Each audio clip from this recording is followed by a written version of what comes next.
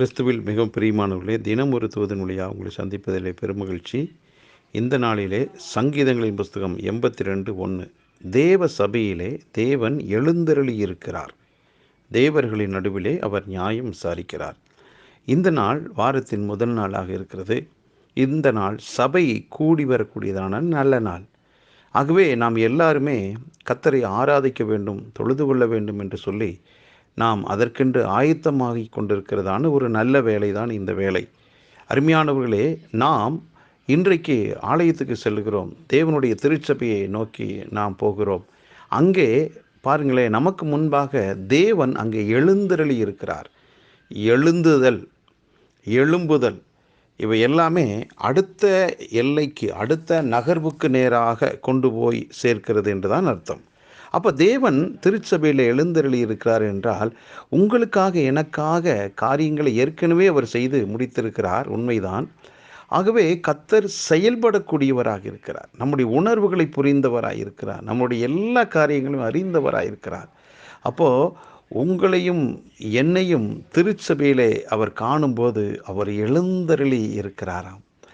அப்போது நம்மை அவர் கனம் பண்ணுகிறார் என்று கூட அர்த்தம்தான். ஆகவே அப்படி எழும்பின தெய்வம் நம்முடைய காரியங்களுக்கு நியாயமானபடி ஒரு தீர்ப்பை கொடுக்காமல் இருப்பாரா? நம்முடைய கோரிக்கையை, நம்முடைய விண்ணப்பங்கள், நம்முடைய எதிர்பார்ப்புகள், நம்முடைய ஏக்கங்கள் எல்லாவற்றையும் அவர் அறிந்தவர் தானே.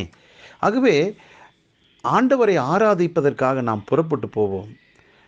நாம் ஏதோ ஒரு கோரிக்கை மனுக்களை எல்லாம் வைத்து கொண்டு தேவ சமூகத்துக்கு போக வேண்டும் என்று நான் சொல்லவே இல்லை. அது அவசியமும் அல்ல. நம்முடைய காரியங்கள் எல்லாவற்றையும் அவர் ஆராய்ந்தறிந்தவர். சரியான நேரத்தில் சரியான காரியங்கள் கைகூடி வரும். நிச்சயமாக நாம் அதில் ஜெயிப்போம். ஆனால் இன்றைக்கு நான் என்ன செய்ய வேண்டும் என்றால், தேவன் நம்மை கனம் பண்ணும்போது அவரை கனம் பண்ணாமல் எப்படி நாம் வீட்டிலே உறங்கி கொண்டிருப்பது? தேவன் தம்முடைய திருச்சபையில் எழுந்தருளி இருக்கிற போது நாம் ஏன் படுத்து உறங்க வேண்டும், அல்லது வேறொரு அலுவலாக காரியங்களை செய்ய வேண்டும்? வேண்டாம் பிரியமானவர்களே. இந்த நாள் ஆண்டவருக்குரிய நாள். தேவன் நமக்காக எழும்பி காத்திருக்கிற ஒரு நல்ல நாள். நானும் நீங்களும் ஆலயத்துக்கு செல்லும்போது, திருச்சபைக்கு நாம் கூடி வரும்போது, துதிகள் மத்தியில் வாசம் செய்கிற தெய்வம் நம் நடுவில் அசைவாடுவாரே. நம்முடைய வாழ்க்கையில் ஆவிக்குரிய உன்னத அனுபவங்கள் பெறுவதற்கு நல்ல ஒரு சந்தர்ப்பமாச்சே.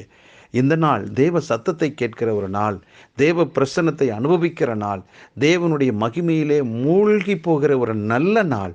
இந்த நாளை வேறு எந்த காரியத்துக்கும் பயன்படுத்தாமல் ஆண்டவரை ஆராதிப்பதற்கென்று குடும்பமாக புறப்படுங்கள்.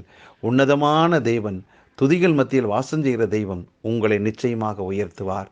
நம்முடைய காரியங்கள் எல்லாம் ஜெயமாய் மாறும். ஜெபிக்கலாமா? நல்ல பிதாவே, இந்த அருமையான வாரத்தின் முதல் நாளில் நீர் எங்களுக்கு கொடுத்த நல்ல அன்பின் ஐக்கியத்துக்காக நன்றியப்பா. ஆமாண்டவரை, சபை கூடி வருவதை விட்டு விடாது இருக்கிறதுக்கு எங்களுக்கு ஒரு வாஞ்சையை கொடுத்து இந்த நாளிலே ஆண்டவரே சபைக்கு போக வேண்டும், ஆலயத்துக்கு போக வேண்டும், ஆராதிக்க வேண்டும் என்றதான தெய்வீக உணர்வுக்குள்ளாக இந்த வார்த்தை கேட்டுக்கொண்டிருக்கிற ஒவ்வொருக்குள்ளாகும் அப்படிப்பட்ட விதையை விதைத்து கர்த்தர் நடத்துகிறீர். அதற்காக நன்றி. இந்த வார்த்தை கேட்கிற ஒவ்வொருவரையும் மனதார வாழ்த்தி ஆசீர்வதிக்கிறேன். இந்த நாள் ஒரு வெற்றியின் நாளாக இருப்பதாக இயேசு கிறிஸ்துவின் நாமத்தில் ஜெபிக்கிற நல்ல பிதாவே, ஆமென்.